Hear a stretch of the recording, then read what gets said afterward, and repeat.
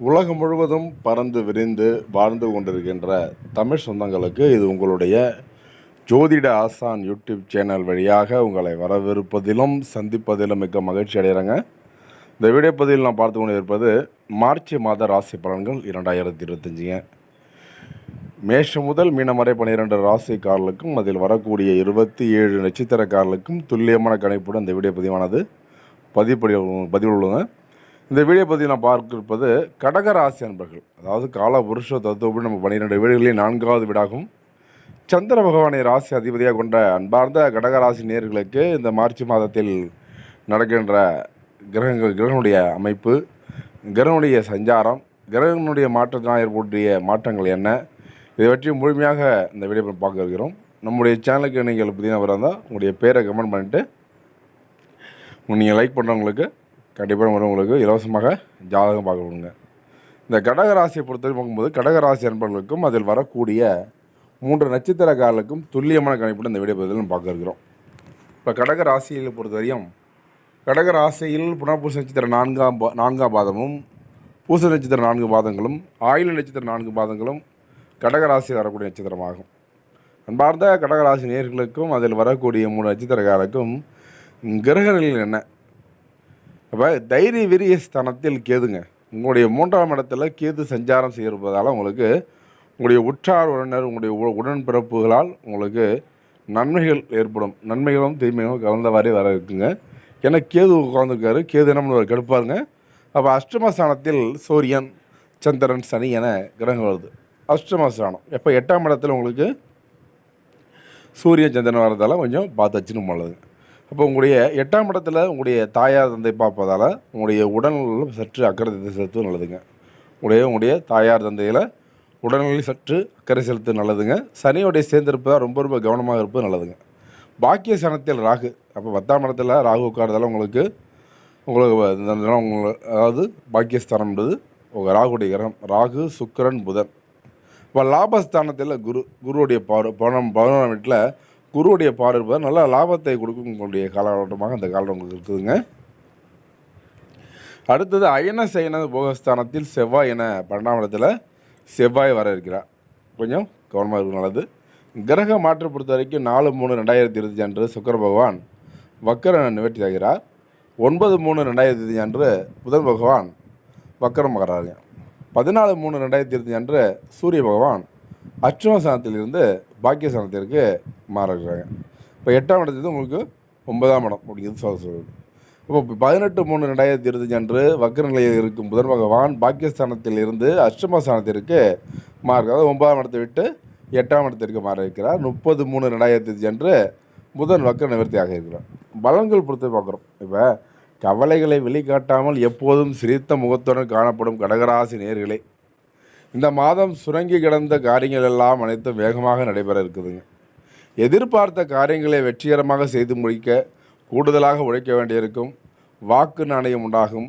முக்கிய நபர்கள் நட்பு கிடைப்பதுடன் அவர்களால் நன்மையும் உண்டாக இருக்குதுங்க. அடுத்தவரை பற்றி எந்த பேச்சும் பேசாமல் இருப்பது நன்மை தரும் இந்த காலகட்டம். தொழில் மற்றும் வியாபாரம் செய்யக்கூடிய அன்பார்ந்த கடகராசி நேயர்களுக்கு இந்த மார்ச் மாதத்தில் நடக்கிறதுக்கு பலன்கள் என்ன, பலாபலன்கள் என்ன, அதை பற்றி பார்க்க இருக்கிறோம். வியாபாரம் தொடர்பாக கடுமையாக உழைக்க வேண்டியிருக்குங்க. உழைத்த உழைப்பிற்கு ஏற்ற பலன்கள் கிடைக்கும். பயணங்கள் செல்ல நேரிடும். தொழில் வியாபாரம் பற்றிய விஷயங்களில் நேரடி கவனம் தேவைங்க. தேவையான பணம் தக்க நேரத்தில் கிடைக்கும். உத்தியோகத்தில் இருப்பவர்கள் மிகவும் கவனமாக எதையும் செய்வது நல்லது. வீண் அலைச்சல் வேலை போல் அதிகரிக்க இருக்குங்க இந்த காலகட்டம். உங்களுக்கான அங்கீகாரம் கிடைக்க இருக்குங்க. நல்ல ஒரு மாற்றத்தை எதிர்பார்க்கக்கூடிய காலகட்டம் இந்த காலகட்டம். குடும்பத்தில் கணவன் மனைவிக்கிடையே திடீர் கருத்து வேற்றுமை தோன்றி பழையும்.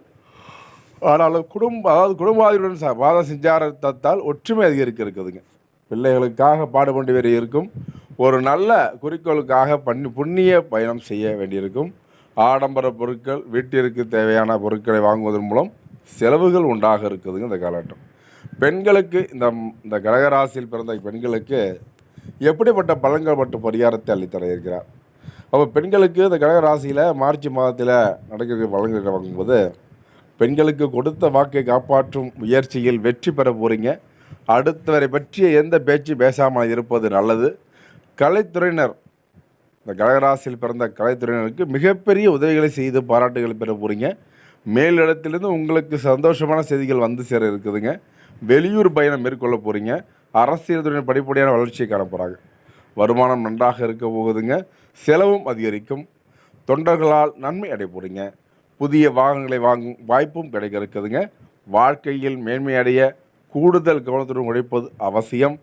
பள்ளி மற்றும் கல்லூரி படிக்கக்கூடிய மாணவ செல்லங்களுக்கும் டிஎன்பிஎஸ்சி போன்ற போட்டித் தேர்வு படிக்கக்கூடிய மாணவ செல்லங்களுக்கும் இந்த காலகட்டம் கல்வி தொடர்பான விஷயங்களில் நேரடியாக கவனம் செலுத்துவது நன்மை தரும்.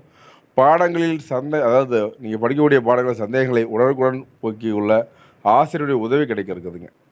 இப்போ கடக ராசியில் முதல் வர நட்சத்திரம் புனர்பூச நட்சத்திரம் 4ஆம் பாதம் அப்படிங்கிறது பார்க்குறோம்.